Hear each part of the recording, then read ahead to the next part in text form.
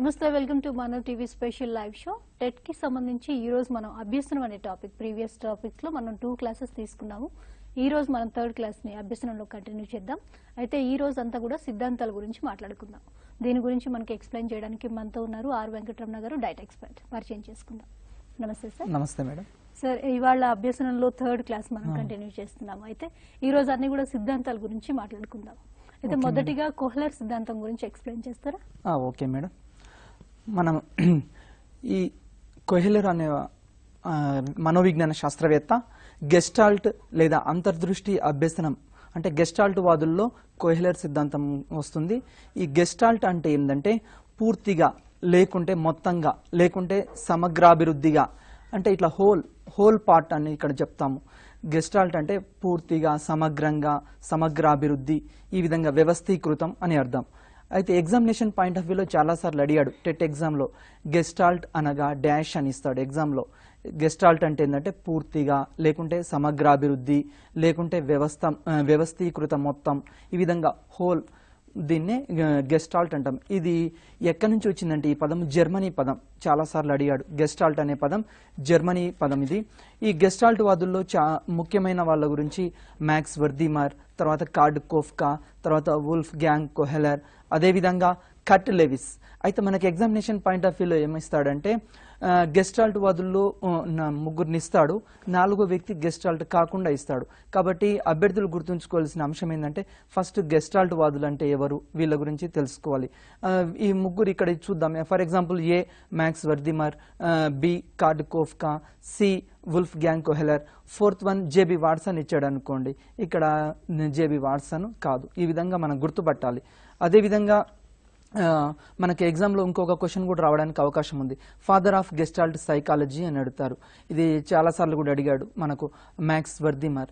ఇది very very important bit. అదేవిధంగా ఇప్పుడు మనము కార్డ్ కోఫ్కా యొక్క రచనలు, గ్రంథాలు రచయితలు కూడా ఎగ్జామినేషన్ పాయింట్ ఆఫ్ వ్యూలో చాలా ఇంపార్టెంట్. ఫర్ ఎగ్జాంపుల్ తారండైక్ గ్రంథాలైనా, పావ్లో గ్రంథాలైనా, అదేవిధంగా వివిధ రకాల గ్రంథాల గురించి అడుగుతుంటాడు.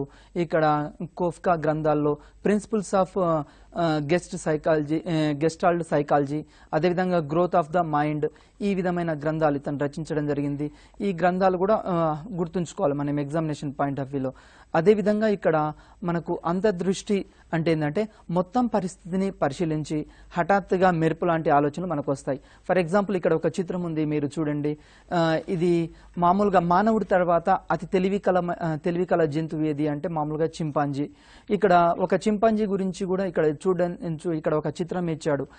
మీరు పరిశీలిస్తే ఒక చింపాంజీని ఈ కోహెలర్ ఏం చేశాడంటే ఒక బోన్లో వేసి బంధించాడు. బంధించిన తర్వాత దానికి బాగా ఆకలి అవుతుంది. దాని ఆకలి అయ్యేటప్పుడు దాని యొక్క ఆహారం ఎక్కడ ఉంది అంటే ఆ బోనికి పైన ఒక అరటి గెలలు కట్టాడు.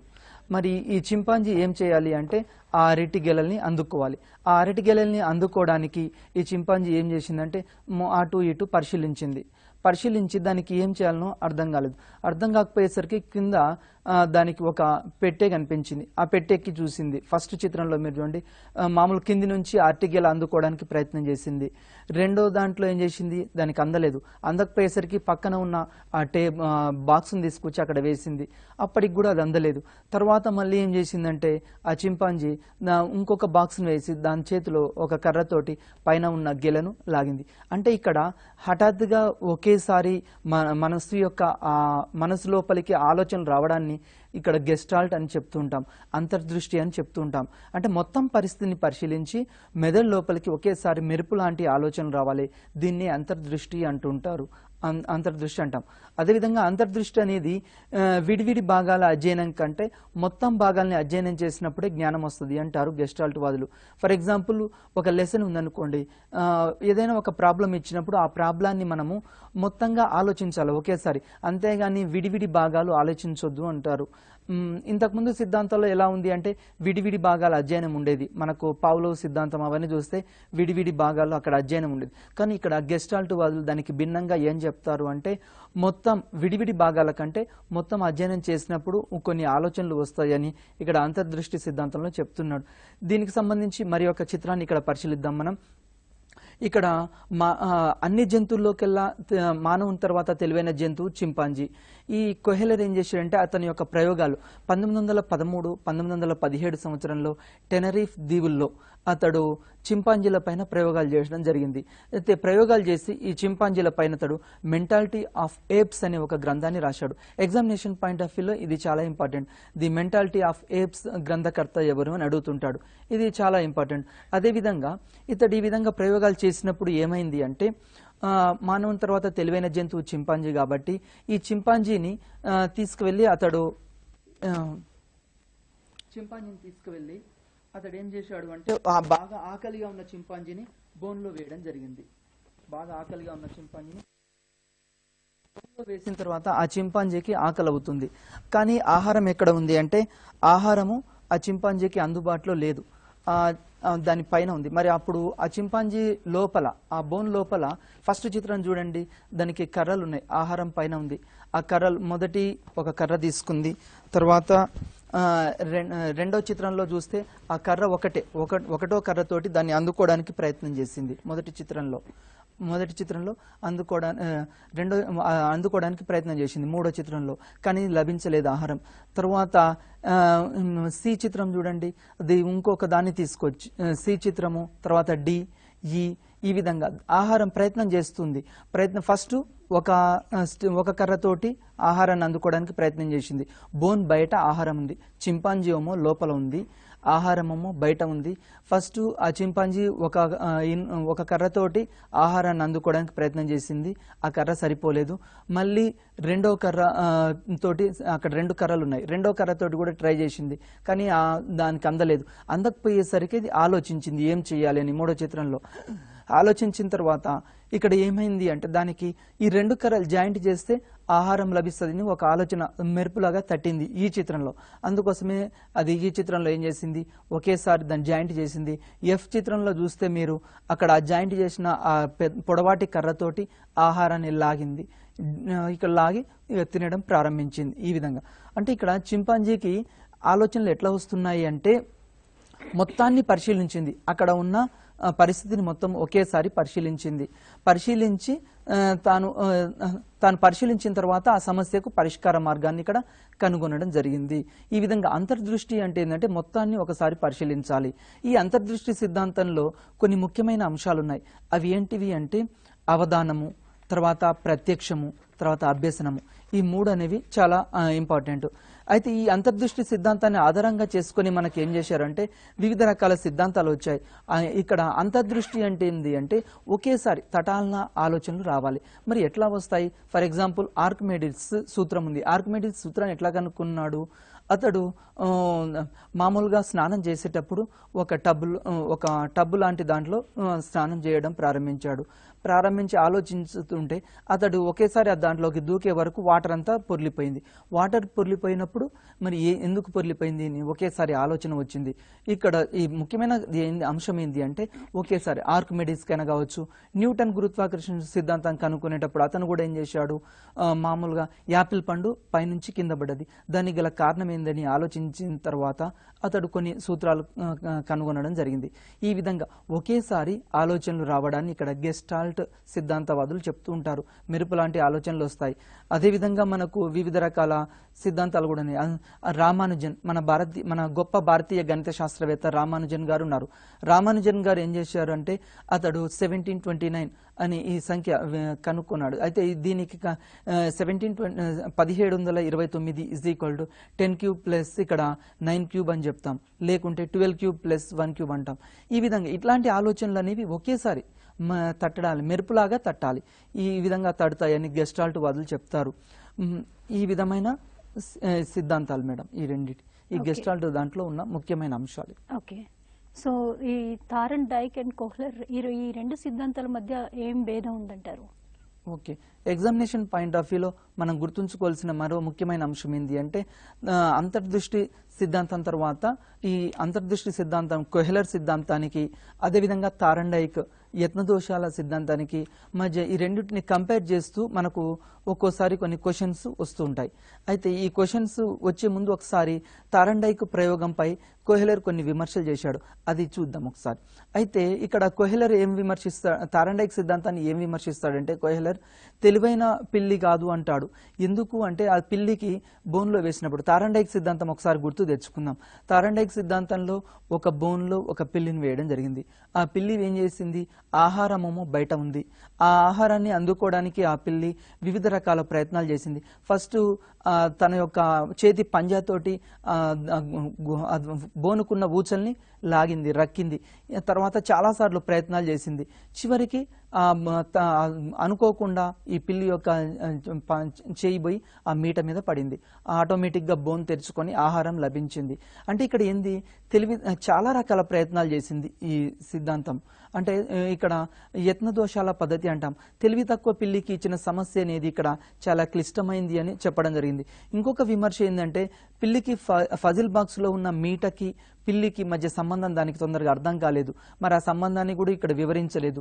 ఇది ఆలస్యంగా తెలుసుకుంది, అంటే ఆ మీటకు దానికి ఉన్న సంబంధాన్ని ఇక్కడ ఈ విధంగా దీని మీద ఉంది. అయితే అంతర్దృష్టి సిద్ధాంతంలో యాక్స్ కొన్ని లక్షణాలు చెప్తాడు. అతను ఏమంటాడంటే, అవధానము, ఇంతకుముందు మనం చెప్పినవి ప్రత్యక్షము, అవధానము, ప్రత్యక్షము, ఈ విధంగా చెప్పడం జరిగింది ఇంతకుముందు. అయితే ఈ సిద్ధాంతాన్ని మన విద్యా వ్యవస్థలో ఎట్లా అన్వయించుకోవచ్చు, ఈ కొహెలర్ చెప్పిన విద్యా మన దాంట్లో ఎట్లా అన్వయించుకోవచ్చు అంటే, ఇది క్లిష్టమైన అభ్యసనం ఏది, గెస్టాల్ట్ వాదం. ఎందుకు సంక్లిష్టమైంది అంటే, మనకు ఒకేసారి ఆలోచనలు రావాలి. ఇక్కడ కూడా చింపాంజీకి ఒకేసారి సడన్గా, అంటే చాలా ప్రయత్నాలు చేయలేదు, ఒక 2-3 ప్రయత్నాల లోపలనే దాని ఆ సమస్యకు పరిష్కారం కనుక్కున్నది. అదేవిధంగా మనకు ఏదైనా ఒక కొత్త సమస్యను కనుగొన్న తర్వాత మనం కూడా ఈనాడు బుక్స్ తర్వాత దీంట్లో మనం ఫజిల్స్ నింపుతూ ఉంటాం. జనరల్గా ఫజిల్స్ నింపేటప్పుడు మనకు ఆలోచన ఒకేసారి సడన్గా వస్తుంది. సడన్గా వస్తే ఆహా అభ్యసనం నాకు జరిగింది, నేను కనుగొన్నాననే తృప్తి పొందుతాం. ఇక్కడ ఆర్కిమెడిక్స్ కూడా తన సూత్రాన్ని కనుగొంటప్పుడు అతడు ఏం చేశాడంటే ఒకేసారి కనుగొనడం జరిగింది, అంటే ఆహా అనిపిస్తుంది. అదేవిధంగా గణితంలో మనము వివిధ రకాల పదకేలీలు తర్వాత ఫజిల్స్ ఇట్లాంటి ఫిలప్ చేసేటప్పుడు అంతర్దృష్టి సిద్ధాంతం అనేది మనకు ఉపయోగపడుతుంది. అదేవిధంగా మన యొక్క విద్యా వ్యవస్థలో ప్రాజెక్టు పనులు, అన్వేషణ పద్ధతి, సమస్య పరిష్కార పద్ధతి, ప్రయోగశాల పద్ధతి, వీటన్నిటికి ఇంపార్టెన్స్ ఇస్తున్నాం. ఇవి దేని మీద బేస్ చేసుకుని ఉన్నాయంటే, ఇవన్నీ గెస్టాల్ట్ సిద్ధాంతం, కొహెలర్ సిద్ధాంతంపై ఆధారపడి ఉండడం జరిగింది. అదేవిధంగా ఇక్కడ మానవుని మెదడు అనేది మేధస్సుకు పదును పెడితే మనకు అభ్యసనం జరుగుతుంది. అంతేగాని మనకు కష్టం వచ్చింది కదా ఎలా అని కుంగిపోవద్దు. ఆ కష్టం వచ్చినప్పుడు దానికి పరిష్కారం ఏంది ఆలోచించాలి. అంటే ఇక్కడ మానవుని మెదడు ఎప్పుడు ఆలోచిస్తూ ఉంటే ఆటోమేటిక్గా ఆలోచనలు అనేవి వస్తూ ఉంటాయి. ఇక్కడ మేధస్సుకి పదును పెట్టాలి. ఏ సిద్ధాంతంలో, గెస్టాల్ట్ సిద్ధాంతంలో మేధస్సుకి పదును పెట్టాలి. ఈ విధంగా అదేవిధంగా ఉపాధ్యాయుడు కూడా మొత్తం భాగాల్ని కలిపి ఇవ్వాలి, అంతేగాని విడివిడిగా లెసన్ చెప్పకూడదు. అంటే శీర్షిక పద్ధతిలో పాఠ్య ప్రణాళిక అనువైనది అని చెప్తుంటాం. అంటే ఇక్కడ ఏంటి అంటే యూనిట్ మొత్తాన్ని కలిపి ఉండాలి, అంతేగాని విడి భాగాలు ఒక్కొక్క భాగం పిల్లలకు సమస్యను ఇవ్వకూడదు. మనం కూడా విద్యార్థులకి క్వశ్చన్స్ ఇచ్చేటప్పుడు వాటికి సంబంధించినవి మొత్తం భాగాలకు సంబంధించి ప్రశ్నలు ఇస్తుండాలి. వాటికి పరిష్కార మార్గాలు కూడా ఆ విధంగా కనుగొనడం జరుగుతుంది. నెక్స్ట్ అదేవిధంగా పిల్లల్లో ఈ గెస్టాల్ట్ సిద్ధాంతం వల్ల అవధానం అనేది పెరుగుతుంది, పరిశీలన శక్తి అనేది పెరుగుతుంది, అదేవిధంగా సృజనాత్మకంగా ఆలోచిస్తారు. ఈ సిద్ధాంతం యొక్క ముఖ్య ఉద్దేశం ఏంటి అంటే విద్యార్థుల లోపల సృజనాత్మక ఆలోచన రావాలి. మనం బట్టి పడుతూ ఈరోజు ప్రజెంట్ కూడా మనకి ఎక్కువ మార్కులు రావాలని తల్లిదండ్రులైనా ఉపాధ్యాయులైనా ఏం చేస్తారంటే పిల్లల్ని బట్టి ఇస్తున్నారు. ఈ బట్టి విధానం అనేది వ్యతిరేకం దీనికి. ఈ గెస్టాల్ట్ సిద్ధాంతం ఏమంటుందంటే బట్టి పట్టొద్దు, బట్టి పట్టకుండా ఏం చేయాలి, ఆలోచించాలి, పరిశీలించాలి. ఆలోచన, పరిశీలన, తర్వాత కృత్యాలు చేయడం ద్వారా లెర్నింగ్ బై డూయింగ్, ఈ విధంగా చేయడం ద్వారా ఎక్కువ కాలం మనకు విషయాలు గుర్తుంటాయి. అంతేగాని ఒక క్వశ్చన్ తీసుకొని ఒక 5 పేజీలు ఉంటే ఆ క్వశ్చన్ 5 పేజీలు బట్టి పట్టడం కాదు. చాలా మంది ఇంటర్ విద్యార్థులు, 10th విద్యార్థులు ఏం చేస్తుంటారు, మనకు జనరల్గా క్వశ్చన్కి ఆన్సర్ బట్టి యాజ్ ఇట్ ఈస్గా రాస్తుంటారు. ఈ సిద్ధాంతం ఏమంటుందంటే అట్లా బట్టి పట్టొద్దు, పిల్లల్లో సృజనాత్మకంగా ఆలోచించడం నేర్పాలి మనం. తర్వాత ఆ అవధానం అంటే ఎక్కువ టైం వాళ్ళు కూర్చొని దాని మీద వివిధ రకాల రిఫరెన్స్ బుక్స్ చదువుతుండాలి. ఈ విధంగా చదివితే ఆటోమేటిక్గా అవుతుంది. అదేవిధంగా తారండైక్ ఈ కొహెలర్ సిద్ధాంతం మధ్య ఎగ్జామినేషన్ పాయింట్ ఆఫ్ వ్యూలో మనకు డిఫరెన్సెస్ మీద క్వశ్చన్స్ అడుగుతుంటాడు, చాలా సార్లు అడిగాడు. అయితే తారండైక్ సిద్ధాంతం అనేదేమో సరళమైన అభ్యసనానికి సంబంధించింది. ఎందుకు అంటే అక్కడ పిల్లి అనేది తారండైక్ సిద్ధాంతంలో ఎక్కువ కష్టపడకుండా వివిధ రకాల ప్రయత్నాలు చేసింది. ఆహారం కోసం ఏం చేసింది, బోన్లో అటు ఇటు తిరిగి చివరికి మీటను నొక్కింది, చాలా రకాల ప్రయత్నాలు చేసింది, ఆటోమేటిక్గా ఆహారం అనేది లభించింది. మరి కొహెలర్ సిద్ధాంతంలో అది 2-3 ప్రయత్నాలే చేసింది. చింపాంజీ 2-3 ప్రయత్నాలతోటి ఆహారాన్ని సంపాదించింది. అంటే ఇక్కడ ఇది సంక్లిష్టమైనది ఒకేసారి వస్తుంది. అదేవిధంగా తారండైక్ సిద్ధాంతం అనేది నిదానంగా జరుగుతుంది. ఎట్లా అంటే ఆలోచన పిల్లి వెంటనే కనుక్కోలేదు సమస్యకు పరిష్కారం, నిదానంగా ఆలోచించి కనుక్కుంది. మరి ఈ యొక్క సిద్ధాంతంలో కొహెలర్ చెప్పిన సిద్ధాంతంలో ఖచ్చితంగా 1-2 ప్రయత్నాల్లోనే సమస్యకు పరిష్కారం అనేది కనుగొనబడింది. ఎగ్జామినేషన్ పాయింట్ ఆఫ్ వ్యూలో ఈ రెండింటికి డిఫరెన్సెస్ తెలుసుకోవాలి. అదేవిధంగా ఇది చలన కౌశలాలకు సంబంధించింది. తారండైక్ చెప్పిన సిద్ధాంతం ఎట్లా అంటే పిల్లి వివిధ రకాల ప్రయత్నాలు చేసింది. తన చేతుల్ని ఊపింది, కాళ్ళను ఊపింది, తర్వాత మొత్తం తన బాడీ మొత్తం కదిలించింది. తారండైక్ సిద్ధాంతము చలన కౌశలాలకు సంబంధించింది, అంటే శరీర భాగాల్ని అటు ఇటు కదిపింది. కానీ కొహెలర్ సిద్ధాంతంలో చింపాంజీ ఆ విధంగా చేయలేదు. చింపాంజీ మెదడుతోటి ఆలోచించడం జరిగింది, మనసుతోటి ఆలోచించి. ఇక్కడ ఈ మానసిక పరమైన అంశాలకు సంబంధించింది ఈ కొహెలర్ సిద్ధాంతం. అదేవిధంగా ఇది నేర్చుకున్న నైపుణ్యం. ఫర్ ఎగ్జాంపుల్ తారండైక్ సిద్ధాంతం ప్రకారం ఏదైనా మనం ఒక అంశం నేర్చుకున్నాం అనుకోండి, నేర్చుకుంటే ఉపయోగించుకుంటే కొంతకాలానికి మర్చిపోతాం అని తారండైక్ సిద్ధాంతం తెలియజేస్తుంది. ఫర్ ఎగ్జాంపుల్ మనము రైటింగ్ ఉందండి, ఒకవేళ స్టడీ మధ్యలో ఆపేసాం అనుకోండి, ఆపేసిన తర్వాత ఒక 10 years తర్వాత మళ్ళీ రాయడం మొదలు పెడితే కొన్ని తప్పులు రాస్తున్నామనే ఆలోచన వస్తుంది. తారండైక్ సిద్ధాంతం ఇది తెలియజేస్తుంది. కానీ కొహెలర్ సిద్ధాంతం ఏమంటుందంటే ఒకసారి నేర్చుకున్న తర్వాత అంశాలు మన మెదడులో స్థిరంగా ఉండిపోతాయి. ఫర్ ఎగ్జాంపుల్ చూడండి, ఇప్పుడు మీరు ఈత నేర్చుకున్నారు, ఈత చిన్నప్పుడు ఎప్పుడో నేర్చుకున్నారు, కానీ మీరు పెద్దగైన తర్వాత కూడా ఒకేసారి ఒకవేళ నదిలో దూకితే ఈత ఆటోమేటిక్గా వస్తుంది. ఇట్లా ఇక్కడ కొహెలర్ సిద్ధాంతం ఏం చెప్తుంది అంటే మనము ఒకేసారి నేర్చుకోవాలి, అంశాలు అనేవి మన యొక్క అనుభవంతో వస్తాయని ఇక్కడ చెప్పడం జరిగింది. అదేవిధంగా తారండైక్ సిద్ధాంతంలో పునరావృతాలు ఎక్కువ ఉంటాయి, అంటే తప్పులు ఎక్కువ చేసింది పిల్లి. తారండైక్ సిద్ధాంతంలో తప్పులు ఎక్కువ చేసింది. కొహెలర్ సిద్ధాంతంలో అట్లా పునరావృతాలు కాలేదు, 1-2 వాటికి మాత్రమే వచ్చేసింది. అదేవిధంగా తారండైక్ సిద్ధాంతంలో మనకు గుడ్డిగా నేర్చుకోవడానికి అవకాశం ఉంది, అంటే పిల్లలు బట్టి పట్టడానికి ఎక్కువ అవకాశం ఇస్తుంది. మనం ఏది ఇచ్చినా కానీ పిల్లలు ఏం చేస్తారు, బట్టి పడుతున్నారు. తారండైక్ సిద్ధాంతంలో కూడా పిల్లి ఆహారాన్ని సంపాదించడం కోసం వివిధ రకాల ప్రయత్నాలు ఎక్కువ చేసింది. మరి గుడ్డిగా నేర్చుకోవద్దు ఏ అంశాన్నైనా. మనం కూడా టెట్ ఎగ్జామ్కి ప్రిపేర్ అవుతున్నాం, ఎగ్జామ్ ఇంకొక 10-15 daysలో దగ్గరికి వచ్చింది. మరి అలాంటప్పుడు మనం గుడ్డిగా చదవకూడదు. ఎట్లా చేయాలి, ఎగ్జామినేషన్ సిలబస్ ఏముంది, ఆ సిలబస్లో ఇంపార్టెంట్ క్వశ్చన్స్ ఏ ఏరియా నుంచి వస్తున్నాయి, తర్వాత మనం ప్రీవియస్ క్వశ్చన్స్ ఎలా వచ్చాయి, వీటిని చూసి ఈ విధంగా చేర్చుకోవాలి. అనేది కొహెలర్ సిద్ధాంతం కూడా ఏం చెప్తుందంటే మెదడుతోటి మనసుతోటి ఆలోచించమని చెప్తుంది. దీని ద్వారా మాత్రమే అభ్యసనం జరుగుతుంది అని చెప్పారు. అదేవిధంగా తారండైక్ సిద్ధాంతంలో ఉపాధ్యాయుడు ఏం చేస్తాడంటే కొన్ని అంశాలు నేర్పిస్తాడు. మనం పాఠశాలలో తారండైక్ సిద్ధాంతం ప్రకారం బట్టి పట్టడానికి ఎక్కువ అవకాశం ఇస్తున్నాం, తర్వాత కొన్ని సిద్ధాంతాలను ఇక్కడ నేర్పిస్తున్నాం, నోట్స్ యాజ్ ఇట్ ఈజ్గా రాయిస్తున్నారు. ఈ విధంగా నోట్స్ రాయించి ఆ నోట్స్లో ఉన్న అంశం యాజ్ ఇట్ ఈజ్గా రాస్తున్నారు. అది కాదు, ఉపాధ్యాయుడు ఈ విధంగా చేయొద్దు, నిర్దిష్ట భాగాలను చెప్పొద్దు.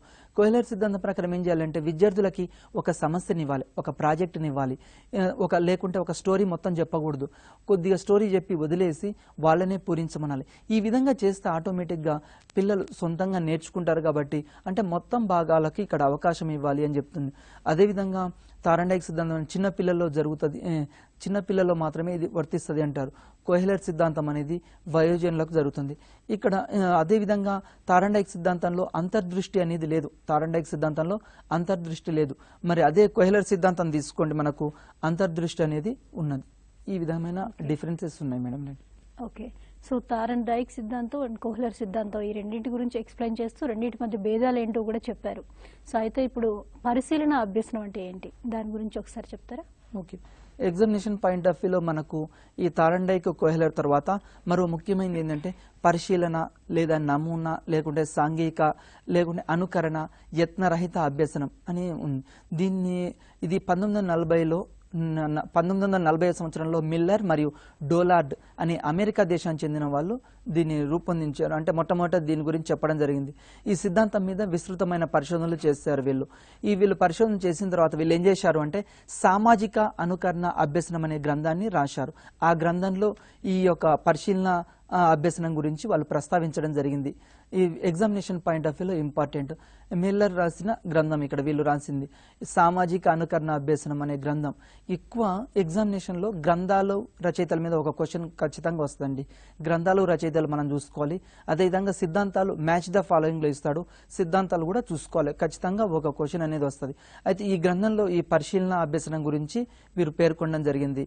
తర్వాత వీళ్ళు ఈ గ్రంథానికి ప్రభావితులై కెనడా దేశానికి చెందిన ఆల్బర్ట్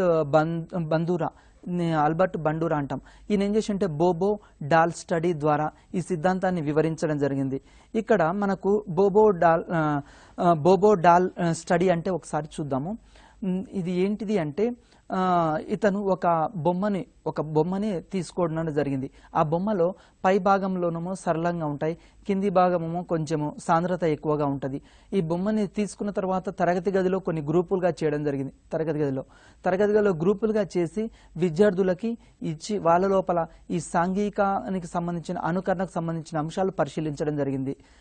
విద్యార్థుల యొక్క ప్రవర్తన ఏ విధంగా ఉంటుంది. ఇక్కడ రెండు గ్రూపులు చేసి 40 మంది విద్యార్థుల్ని 2 గ్రూపులుగా చేసి 1961-63 సంవత్సరంలో ఇతను పరిశీలించడం జరిగింది. ఆల్బర్ట్ బండూరా ఏం చేశాడంటే 1961లో ఒకసారి పరిశోధన చేశాడు. మళ్ళీ అదేవిధంగా 1963లో కూడా దీని మీద పరిశోధన చేశాడు. పరిశోధన చేసి ఇక్కడ అనుకరణ ఏ విధంగా జరుగుతుంది, విద్యార్థులు ఏ విధంగా అనుసరిస్తారు, తర్వాత బాల్య దశలో ఎట్లా ఉంటుంది, కౌమార దశలో ఎట్లా ఉంటుంది, వయోజన దశలో ఎట్లా ఉంటుంది, ఈ విధంగా అనుకరణ మీద ఇతను పరిశీలించి చెప్పాడు. తర్వాత ఇతని పరిశీలన సిద్ధాంతాన్ని అభివృద్ధి పరిచి 2 గ్రంథాలు రాయడం జరిగింది. ఒకటేమో సోషల్ లెర్నింగ్ పర్సనాలిటీ డెవలప్మెంట్ అనే గ్రంథము, అదేవిధంగా మరొకటి సైకాలజికల్ మోడలింగ్ అనే గ్రంథం. ఈ 2 గ్రంథాలు కూడా ఇంపార్టెంట్ గ్రంథాలు, మనకి ఎగ్జామినేషన్లో అడగడానికి అవకాశం ఉంది. అదేవిధంగా వైకారియస్ మోడలింగ్ అంటే ఏందో ఒకసారి చూద్దాం. అంటే నమూనా వ్యక్తి నేరుగా, ఫర్ ఎగ్జాంపుల్ ఇప్పుడు మీకు ఇష్టమైన వ్యక్తి ఎవరు అంటే మన జనరల్గా పిల్లలు చెప్తారు, నాకు ఇష్టమైన వ్యక్తి సచిన్ టెండూల్కర్ లేకుంటే చిరంజీవి, ఈ విధంగా పిల్లలు చెప్తుంటారు.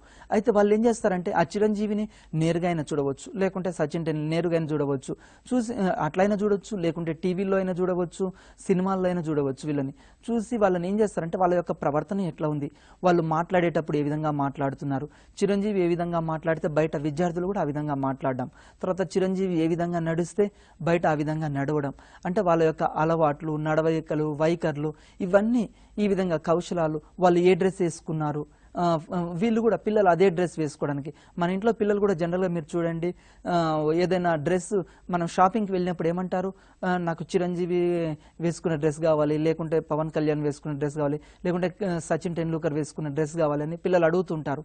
అంటే ఇది ఏంటిదంటే వాళ్ళు అనుకరణ ఎక్కువగా ఉంటుంది పిల్లల్లో, పెద్దవాళ్ళని ఇమిటేట్ చేస్తూ ఉంటారు. ఫర్ ఎగ్జాంపుల్ ఎవరైనా మంచి డ్రెస్ వేసుకున్నారనుకోండి, వాళ్ళ టీచర్ మంచి డ్రెస్ వేసుకుందనుకోండి, వెంటనే ఇంటికి వచ్చి ఇంట్లో వాళ్ళ బేబీ గొడవ చేస్తుంది, మమ్మీ నాకు ఆ డ్రెస్ కొనిస్తేనే నేను స్కూల్కి వెళ్తానని.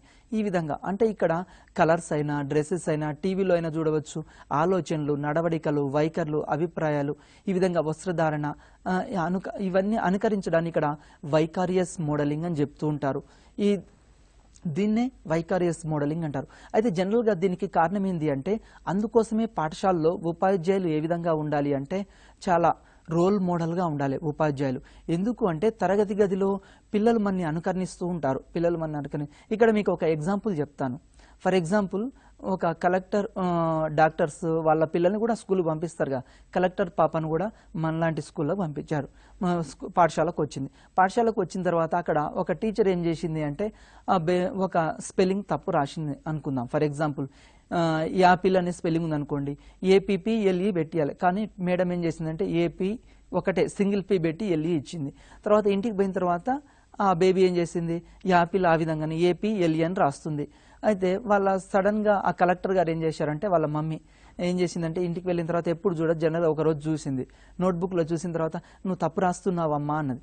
అంటే కాదమ్మా నీకే రాదు, మా టీచర్ చెప్పింది రైట్ అని ఇక్కడ అడిగింది. అంటే ఆమె కలెక్టర్ అయినా కానీ అక్కడ టీచర్ చెప్పిన అంశాలే వాళ్ళు ఫాలో అవుతారు.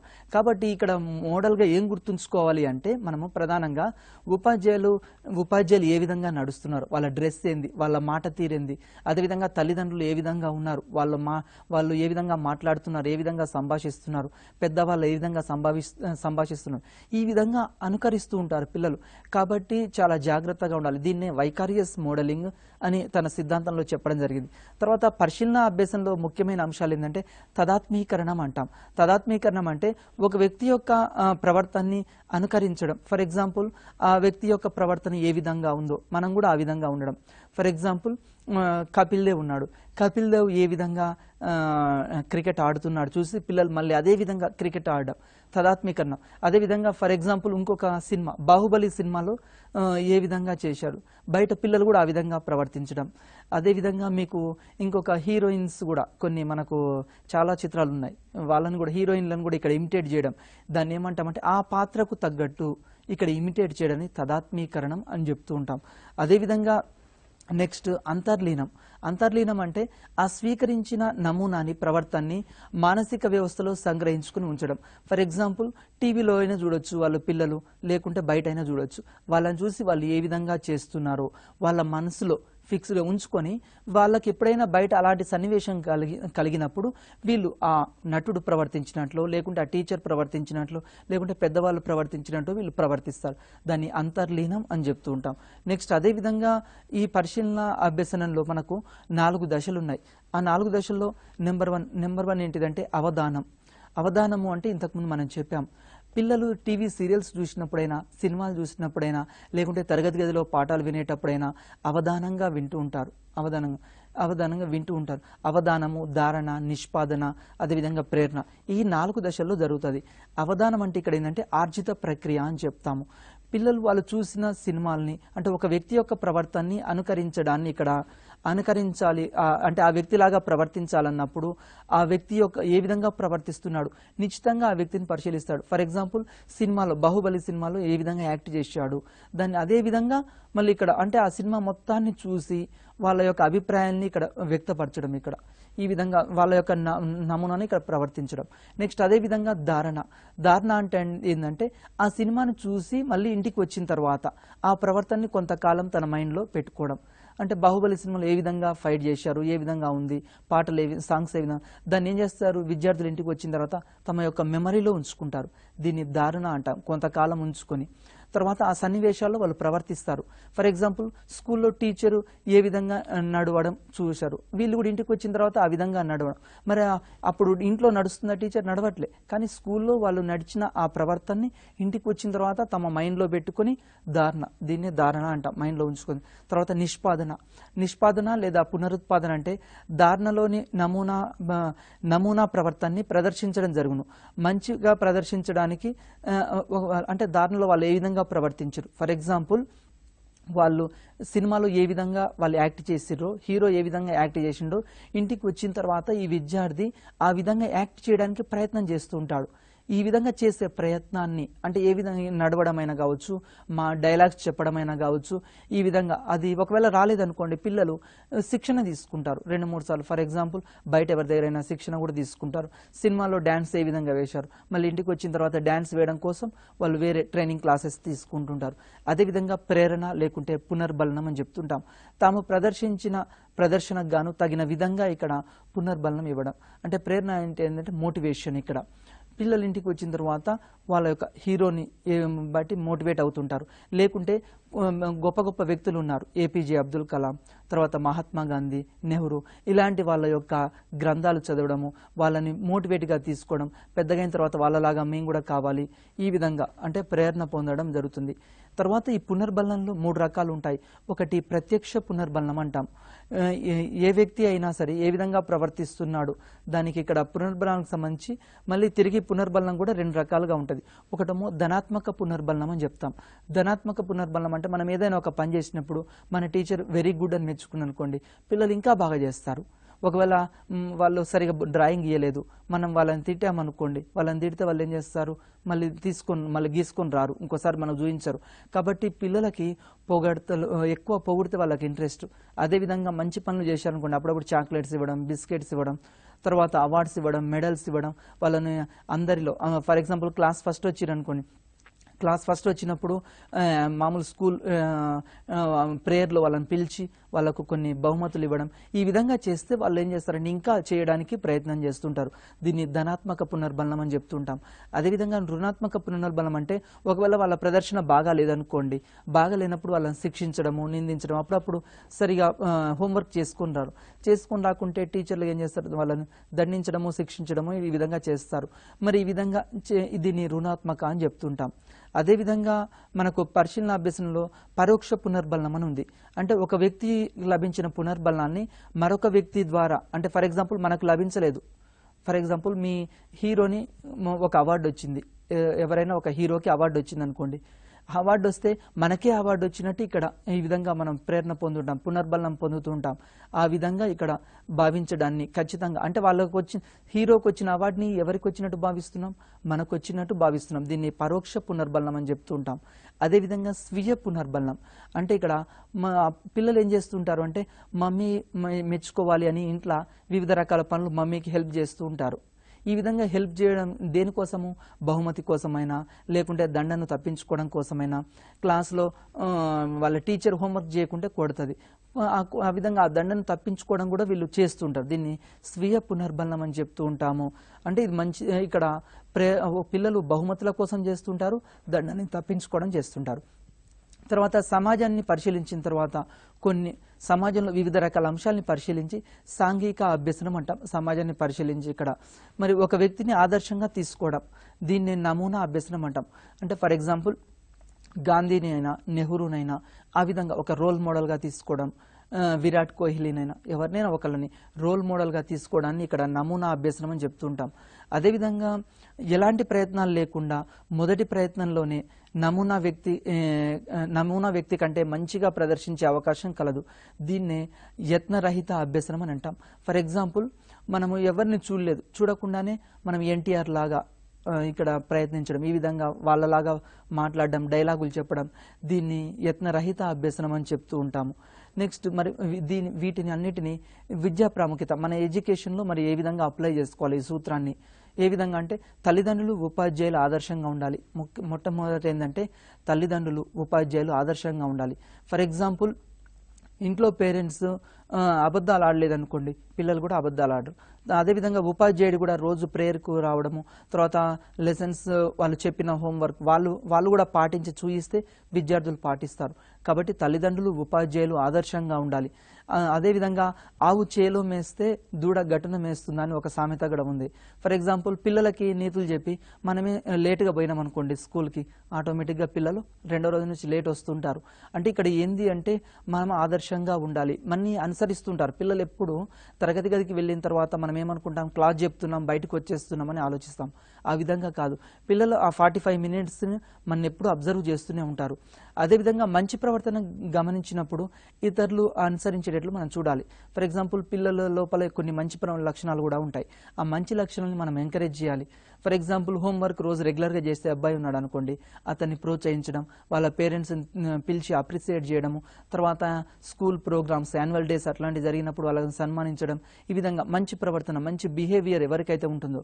కొద్దిమంది విద్యార్థులకి చదువు రాదు కానీ రెగ్యులర్గా బడికి వస్తారు, ఒక్కరోజు కూడా ఆబ్సెంట్ గారు. అట్లాంటి వాళ్ళకు కూడా క్రమశిక్షణ మంచిగా ఉన్న వాళ్ళని కూడా మనం అప్రిసియేట్ చేయాలి. ఈ విధంగా చేస్తే ఆటోమేటిక్గా వాళ్ళ లోపల కొన్ని మంచి లక్షణాలు వస్తాయి. ఫర్ ఎగ్జాంపుల్ కొద్దిమంది పిల్లలకు చెడు లక్షణాలు కూడా గమనించవచ్చు మనం తరగతి గదిలో. చెడు లక్షణాలు గమనించిన వాళ్ళని ఏం చేయాలి అంటే ఆ చెడు లక్షణాలని మాన్పించేటట్లు చేయాలి. తల్లిదండ్రులు కూడా, పేరెంట్స్ కూడా గమనించాలి తమ పిల్లలు ఏం చేస్తున్నారు. ఫర్ ఎగ్జాంపుల్ చాలా మంది పేరెంట్స్ ఏం చేస్తారంటే పిల్లల్ని చదువుకోమని వాళ్ళు మామూలుగా టీవీ ఆన్ చేసి చూస్తూ ఉంటారు. అయితే పిల్లలు కూడా ఒక్కోసారి ఏం చేస్తుంటారు, టీవీలో వచ్చి కూర్చొని ఫిలిమ్స్ చూడడం ఆ విధంగా కంటిన్యూగా చేస్తారు. అంటే ఈరోజు మనకు మొబైల్ ఫోన్స్ ఇట్లాంటివి ఎక్కువ వచ్చాయి. వాళ్ళు ఫోన్లో మరి ఇంటర్నెట్ అనేది మంచి దానికి ఉపయోగించుకోవచ్చు, చెడు దానికి కూడా ఉపయోగించు. పిల్లలు ఏ విధంగా వాడుతున్నారు తల్లిదండ్రులు అప్పుడప్పుడు అబ్జర్వ్ చేయాలి. అంటే వాళ్ళు నెట్ మంచిగా వాడుతున్నారా, లేకుంటే అసాంఘిక కార్యకలాపాలు ఇలాంటి ఏమైనా చేస్తున్నారా అబ్జర్వ్ చేయాలి. ఇట్లాంటివి ఉంటే మాత్రం మనం మాన్పించాలి. అదేవిధంగా పిల్లల్లో స్వీయ పునర్బలనానికి ఎక్కువ అవకాశం ఇవ్వాలి. అంటే వాళ్ళంతా వాళ్ళు నేర్చుకోవడానికి అవకాశం ఇవ్వాలి. తరగతి గదిలో అన్నీ మనమే చెప్పకూడదు, పిల్లలకి అన్ని పాఠాలు మనమే చెప్పకూడదు. వాళ్ళు నేర్చుకోవడానికి అవకాశం ఇవ్వాలి. ఒక మార్గదర్శకుడిలాగా ఉండాలి, ఒక తాత్వికుడిలాగా ఉండాలి. అదేవిధంగా ఇంటి దగ్గర తల్లిదండ్రులు కూడా పిల్లలకు కావాల్సిన వస్తువులన్నీ సమకూర్చాలి, కానీ వాళ్ళకి కావాల్సినవన్నీ వాళ్ళే చేసి పెట్టకూడదు. ఈ విధంగా నెక్స్ట్ వైగాట్స్కి సిద్ధాంతం ఉంది. ఇప్పటి వరకు మనం తారండైక్ సిద్ధాంతం, కోహ్లర్ సిద్ధాంతం గురించి ఎక్స్ప్లెయిన్ చేసుకున్నాము. అలాగే అభ్యసనం, దాని లక్షణాలు, దానిలో ఎన్ని రకాలు ఉంటాయి కూడా చెప్పారు. సో ఇప్పుడు మరొక సిద్ధాంతం వైగాట్స్కి, దాని గురించి కూడా ఒకసారి ఎక్స్ప్లెయిన్ చేయండి. Okay madam. వైగాట్స్కి సాంఘిక సాంస్కృతిక సిద్ధాంతం, దీన్నే జ్ఞాన నిర్మాణ సిద్ధాంతం అంటాం. అయితే ఎగ్జామినేషన్ పాయింట్ ఆఫ్ వ్యూలో ఒక్కోసారి అడగవచ్చు. ఏ విధంగా అడుగుతాడంటే వైగాట్స్కి ఏ దేశస్థుడు అని అడుగుతుంటాడు. రష్యా దేశానికి చెందిన వ్యక్తి. ఎందుకు ఇక్కడ స్పెషల్గా మనం చెప్తున్నామంటే టెట్ ఎగ్జామ్లో ప్రీవియస్లో అడిగాడు.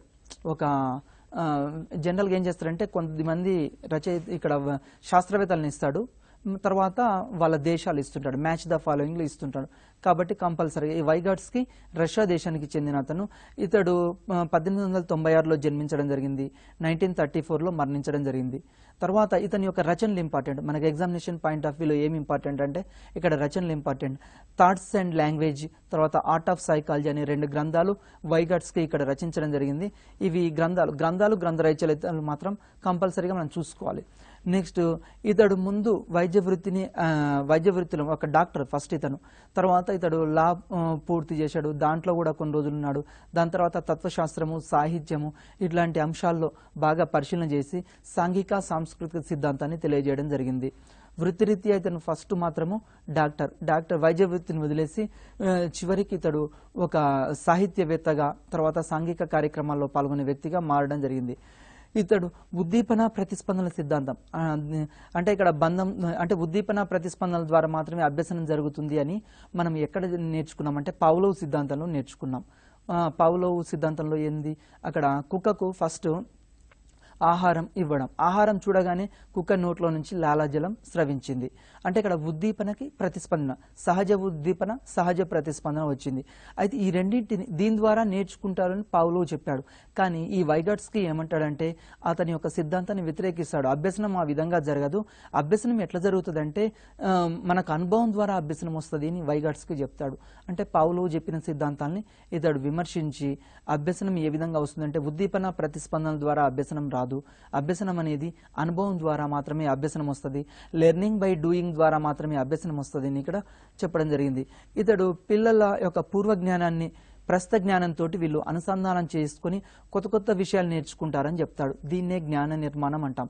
అందుకోసమే తరగతి గదిలోకి వెళ్ళగానే మనం ఏం చేయాలి అంటే డైరెక్ట్గా లెసన్ చెప్పకూడదు. ఫర్ ఎగ్జాంపుల్ మనం ఏదైనా ఒక లెసన్ స్టార్ట్ చేసినప్పుడు శాకాహారులు అనే లెసన్ శాకాహార జీవుల గురించి మనం స్టార్ట్ చేసామనుకోండి. అయితే తరగతి గదిలోకి వెళ్ళగానే డైరెక్ట్గా ఆ లెసన్ స్టార్ట్ చేయొద్దు. దానికి సంబంధించిన మోటివేషన్ని ఇక్కడ పిల్లల్లో కలిగించాలి. అంటే పిల్లలకి ఏమవుతుందంటే శాకాహార ఆహారం ఏముంది, ఆల్రెడీ వాళ్ళకు కొంత జ్ఞాన నిర్మాణం ఉంటుంది. ఎందుకంటే ఇంటి దగ్గర వాళ్ళు నిత్యం ఆహారం తింటూ ఉంటారు కాబట్టి, పరిశీలిస్తుంటారు కాబట్టి శాకాహార జంతువులు, మాంసాహార జంతువులు ఇట్లాంటి వాళ్ళకు కొద్దిగా జ్ఞానం అంటే ప్రీవియస్ నాలెడ్జ్ని ప్రజెంట్ నాలెడ్జ్ తోటి ఇక్కడ అప్లై చేయాలి. దాని ద్వారా మాత్రమే జ్ఞాన నిర్మాణం జరుగుతుంది. అదేవిధంగా ఇతడి సిద్ధాంతంలో కొన్ని క్రింది అంశాలు ఉంటాయని తెలియజేయడం జరిగింది. ఒకటి ఏంటంటే పరస్పర బోధన, 2 లేదా 4 కలిపి ఒక సమూహంగా చేయమంటున్నాడు. ఆ సమూహంగా చేసి అంటే పిల్లల్ని ఇక్కడ 3-4 కలిపి ఒక సమూహం చేస్తున్నాం, జట్లుగా చేస్తాం. ఆ జట్లుగా చేసిన తర్వాత వాళ్ళ పని ఆ లెసన్ని, ఫర్ ఎగ్జాంపుల్ ఒక లెసన్ ఉంది అనుకోండి, ఈరోజు మనం స్టార్ట్ చేస్తున్నాం. ఆ లెసన్ స్టార్ట్ చేసే ముందు ఏం చేయాలి అంటే ఆ లెసన్ని పిల్లల్ని గ్రూపులుగా చేయాలి, ఒక 4-5 గ్రూపులుగా చేయాలి. చేసి గ్రూపుల్లో ఆ లెసన్ ఇచ్చి ఆ లెసన్ వాళ్ళని చదవమని చెప్పాలి.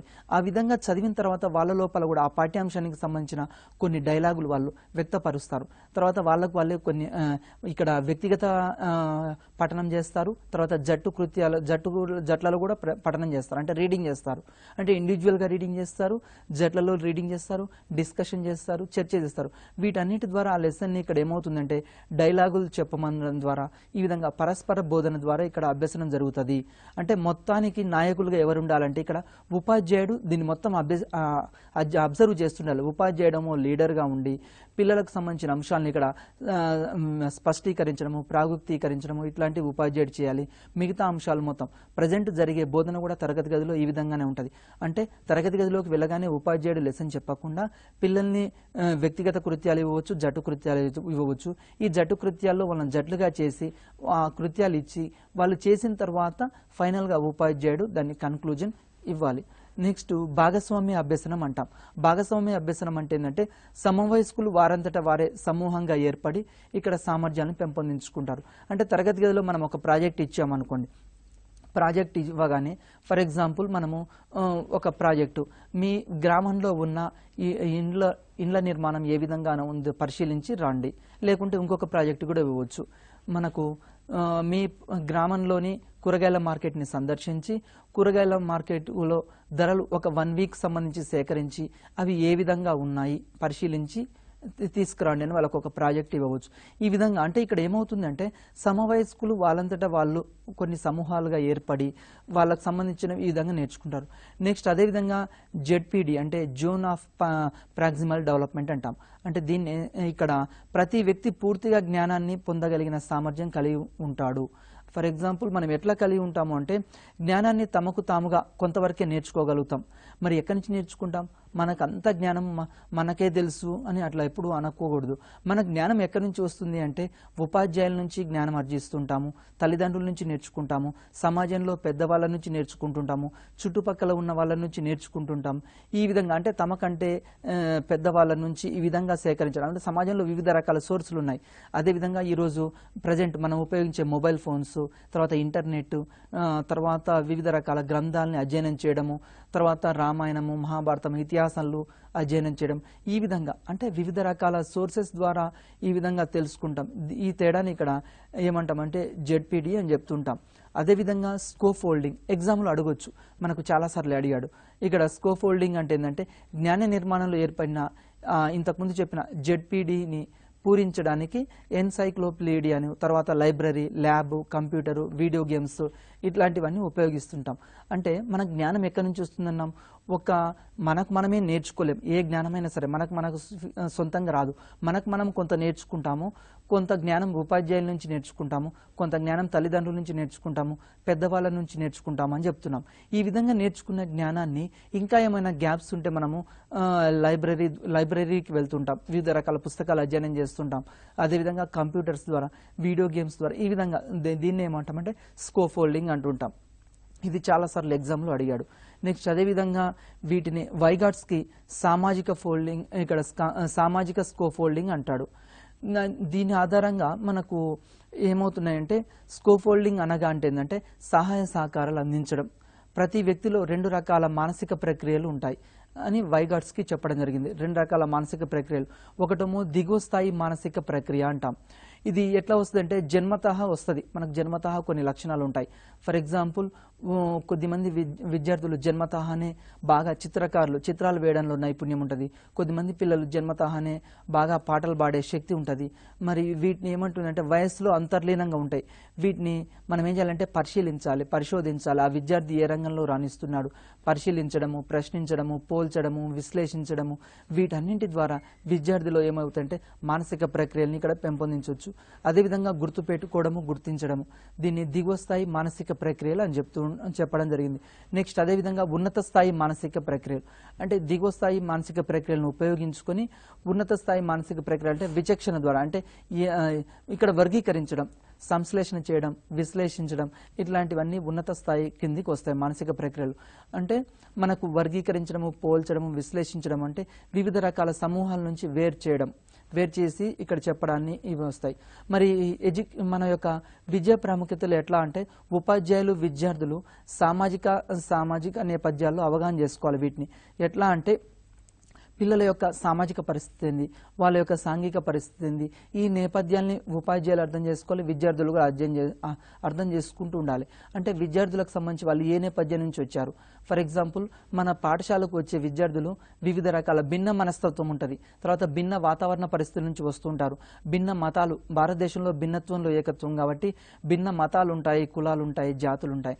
వీటన్నింటిని వాళ్ళ యొక్క సాంఘిక నేపథ్యాన్ని, సామాజిక నేపథ్యాన్ని అవగాహన చేసుకుని తరగతి గదిలో మనం ఇక్కడ పాఠాలు బోధించాలి.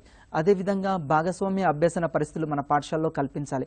పాఠశాలలో ఎంతసేపటికి ఒక ఉపాధ్యాయుడు మాత్రమే కాకుండా పిల్లల్ని భాగస్వామ్యులు చేయడము, తల్లిదండ్రుల్ని పాఠశాలకు రప్పించడము, తర్వాత అప్పుడప్పుడు మన పాఠశాలకి గొప్ప వ్యక్తులు ఎవరైనా ఉంటే వాళ్ళని ఇన్వైట్ చేయడము, గెస్ట్ లెక్చర్స్ ఇప్పియడము, తర్వాత గొప్ప గొప్ప వ్యక్తుల యొక్క వీడియో చిత్రాలు చూపించడము తరగతి గదిలో. ఈ విధంగా చేస్తే ఆటోమేటిక్గా జ్ఞాన నిర్మాణము జరుగుద్ది. బట్టి పట్టడం అనేది తగ్గించాలి తరగతి గదిలో బట్టి పట్టడం తగ్గించి మనకు అప్పుడప్పుడు మన కొన్ని మంచి మంచి ప్రోగ్రామ్స్ వస్తుంటాయి టీవీలో, వాటి యొక్క వీడియో చిత్రాలు పిల్లలకు చూపించాలి.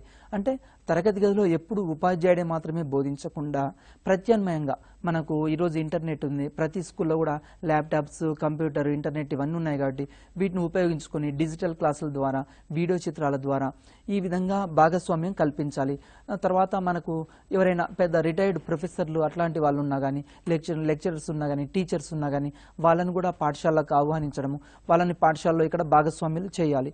ఈ విధంగా చేస్తే ఆటోమేటిక్గా ఏమవుతుందంటే పిల్లలకు సంక్లిష్ట అవగాహన, తర్వాత విశ్లేషణ, సంశ్లేషణ, ఆగమన పద్ధతి వీటన్నిటిని ఉపయోగించుకోవాలి. ఇక్కడ ఆగమన పద్ధతి అంటే ఏంటంటే మనకు ఉదాహరణల ద్వారా సూత్రాన్ని రాబట్టడం. అంటే ఫస్ట్ ఉదాహరణలు ఇస్తాం, దాన్ని ఉపయోగించుకొని సూత్రాన్ని రాబట్టాలి. మనకు వివిధ రకాల ఎగ్జాంపుల్స్ ఉంటాయి, మనకు కూడా చూద్దాం. ఇప్పుడు వైగాట్స్కి ఏం చేశాడంటే పిల్లల్లో స్వీయ నిర్ణీయత భాషను అభివృద్ధి చేయాలి అని తెలియజేశాడు. ఎట్లా అంటే ఇక్కడ వైగాట్స్కి తన 38వ ఏట మరణించిన తర్వాత ఈ సిద్ధాంతాన్ని జీన్ పియాజే వెలుగులోకి తీసుకురావడం జరిగింది. వెలుగులోకి తీసుకొచ్చి తర్వాత మానవుని ఇక్కడ అభ్యసన బదలాయింపులు ఉన్నాయి. అభ్యసన బదలాయింపులు అంటే ఏంటంటే మన యొక్క మనస్సు ఉంటుంది, అది అనేక శక్తుల సముదాయం అని. ఇప్పుడు ఒకటి నేర్చుకున్నాం అనుకోండి, నేర్చుకున్న దాన్ని మిగతా దానికి కూడా మనం అప్లై చేయొచ్చు. ఎట్లా అప్లై చేయొచ్చు అంటే మానవుని మనస్సు అనేక శక్తుల సముదాయం. ఈ శక్తులు నిత్యం జీవితంలో అభ్యసనం ద్వారా నేర్చుకోవచ్చు. ఎట్లా అంటే మనము ఫస్ట్ సైకిల్ నేర్చుకుంటే తర్వాత కొన్ని రోజుల తర్వాత దాన్ని మనము సైకిల్ నేర్చుకున్న అనుభవం ఉంచుకొని బైక్ నేర్చుకోవచ్చు. ఈ విధంగా అభ్యసనం ఏమవుతుంది, బదలాయించడం జరుగుతూ ఉంటుంది. అభ్యసన బదలాయింపు అని చెప్తాం. దీన్ని థియరీ ఆఫ్ ఫార్ములా డిసిప్లిన్ అని లేదా ఫ్యాకల్టీ ఆఫ్ థియరీ అని కూడా పిలుస్తూ ఉంటారు. మనకు అభ్యసన బదలాయింపు అంటే అభ్యసనం ఒక రంగంలో ఏర్పడిన ఆలోచన విధానాన్ని బట్టి, అనుభూతుల్ని బట్టి, జ్ఞానాన్ని బట్టి, నైపుణ్యాలను బట్టి వేరొక రంగంలోకి ఇక్కడ అప్లై చేయడము. అంటే ఒక రంగంలో టైప్ నేర్చుకున్నాం, మనం టైప్ నేర్చుకుంటే అది కంప్యూటర్ కీబోర్డుకు ఉపయోగపడుతుంది. ఈ విధంగా బదలాయించడాన్ని అభ్యసన బదలాయింపు అని. మనకు ఇక్కడ కొన్ని నిర్వచనాలు ఉన్నాయి. ఈ నిర్వచనాలని మీరు ఎగ్జామినేషన్ పాయింట్ ఆఫ్ వ్యూలో గుర్తుంచుకోవాలి. అంటే ఒక అభ్యసనం ఒక రంగంలో ఏర్పడిన ఆలోచన విధానం, అనుభూతులు, జ్ఞాన నిర్మాణం వేరొక రంగానికి తీసుకెళ్లడమే అభ్యసనం అని క్రో చెప్పాడు. ఈ విధంగా ఇక్కడ నిర్వచనాలన్నింటినీ మీరు గుర్తుంచుకోండి, సరిపోతుంది. అయితే అభ్యసన బదలాయింపుకు సంబంధించి వివిధ రకాలు ఉన్నాయి. ఈ రకాలని ఒకసారి పరిశీలిద్దాం. అనుకూల బదలాయింపు ఎగ్జామినేషన్ పాయింట్ ఆఫ్ వ్యూలో ఇది చాలా ఇంపార్టెంట్, చాలాసార్లు అడిగాడు. దీన్నే ధనాత్మక బదలాయింపు అంటాం. ఫర్ ఎగ్జాంపుల్ మనము గతంలో నేర్చుకున్నది ప్రస్తుతానికి ఉపయోగపడుతుంది.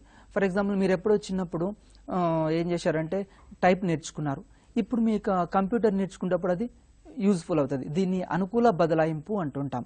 చిన్నప్పుడు ఒకవేళ మనం ఏదైనా ఒక ప్రొఫెషన్ నేర్చుకున్నాం అనుకోండి, అది పెద్దగైన తర్వాత ఉపయోగించవచ్చు. దీన్ని అనుకూల బదలాయింపు అంటాం. సైకిల్ వస్తే బైక్ రావడము, టైపింగ్ వస్తే ఈ విధంగా కంప్యూటర్ రావడం, ఇది అనుకూల బదలాయింపు. ఎగ్జామినేషన్లో ఈ అప్లికేషన్ మెథడ్లో అడుగుతుంటాడు. నెక్స్ట్ అదేవిధంగా బుక్స్, పెన్, ఈ విధంగా బదలాయింపులో రకాలు ఉన్నాయి. తర్వాత మీకు రెండోది ఏంటంటే ప్రతికూల బదలాయింపు. ప్రతికూల బదలాయింపు అంటే వ్యతిరేకం. ఫర్ ఎగ్జాంపుల్, గతంలో నేర్చుకున్నది ప్రస్తుతం ఉపయోగపడక ఆటంకపరుస్తూ ఉంటుంది. మనం గతంలో నేర్చుకున్నది, ఫర్ ఎగ్జాంపుల్ గతంలో మనకు తెలుగు లాంగ్వేజ్ వచ్చు అనుకోండి, ఇంగ్లీష్ లాంగ్వేజ్ నేర్చుకుంటున్నాం అనుకోండి, ఇంగ్లీష్ మాట్లాడకుండా మధ్య మధ్యలో ఏమొస్తుంటాయి, ఈ తెలుగు వర్డ్స్ అనేవి వస్తుంటాయి. అంటే ఇక్కడ ఆటంకం ఏదేం ఏర్పడ్డది, తెలుగు లాంగ్వేజ్ అనేది ఆటంకంగా ఏర్పడదు. అంటే ప్రతికూల బదలాయింపు, వ్యతిరేక బదలాయింపు. ఎగ్జామినేషన్లో డెఫినేషన్స్ మీద ఎక్కువగా అడుగుతుంటాడు. ఫర్ ఎగ్జాంపుల్, ఇక్కడ మనము షటిల్ నేర్చుకున్నాం అనుకోండి, అది బాల్ బ్యాడ్మింటన్ ఆడేటప్పుడు ఎక్కువ ఏమవుతుందంటే కట్ బాల్స్ కొట్టేటప్పుడు ఈ విధంగా మనకు వ్యతిరేకంగా ఉపయోగపడుతూ ఉంటుంది. వ్యతిరేకమైన దీన్ని ప్రతికూల బదలాయింపు అని చెప్తూ ఉంటాము. దీని తర్వాత శూన్య బదలాయింపు. శూన్య బదలాయింపు అంటే గతంలో మనం ఏదైనా నేర్చుకున్నాం అనుకోండి, అది ప్రస్తుతం ఉపయోగపడదు, దాన్ని శూన్య బదలాయింపు అంటాం. ఫర్ ఎగ్జాంపుల్, మీరు గతంలో కంప్యూటర్ నేర్చుకున్నారు, ఇప్పుడు మీరు ఆ ఫీల్డ్లో లేరనుకోండి, వేరే ఫీల్డ్లో ఉన్నారనుకోండి, ఆటోమేటిక్గా ఇది యూజ్ అయిద్దా? యూజ్ కాదు. అంటే శూన్య బదలాయింపు అంటే ఒకటి నేర్చుకున్న తర్వాత అది ఇంకొక రంగంలో ఉపయోగపడకపోతే. ఫర్ ఎగ్జాంపుల్, రాముకి సైకిల్ రాదు, అదేవిధంగా ఈత కూడా రావట్లేదు, మరి ప్రీతి వంటలు బాగా చేయడం వల్ల సంస్కృతంలో మొదటి ర్యాంకు వచ్చింది. అంటే ఇక్కడ ఏంది, వీటికి ఏమైనా సంబంధం ఉందా? లేదు. అంటే ఫర్ ఎగ్జాంపుల్, మనకు సైకిల్ బాగా దొక్కడం వచ్చింది అనుకోండి, వంట వండాలని ఏం లేదు రూలు. అది అంటే సైకిల్ వండడంలో ఉన్న సైకిల్ నేర్చుకున్న దాంట్లో ఈ వంటకి సంబంధం లేదు. ఈ విధంగా శూన్య బదలాయింపు అంటే ఉపయోగపడదు. ఫర్ ఎగ్జాంపుల్, మనకు వంటలు బాగా వండుతున్నారు, దానివల్ల మనకు మిగతా దాంట్లో ఫస్ట్ ర్యాంక్ వస్తుంది, సెకండ్ ర్యాంక్ వస్తుంది అంటే రాదు. ఇక్కడ దీన్ని శూన్య బదలాయింపు అంటాం.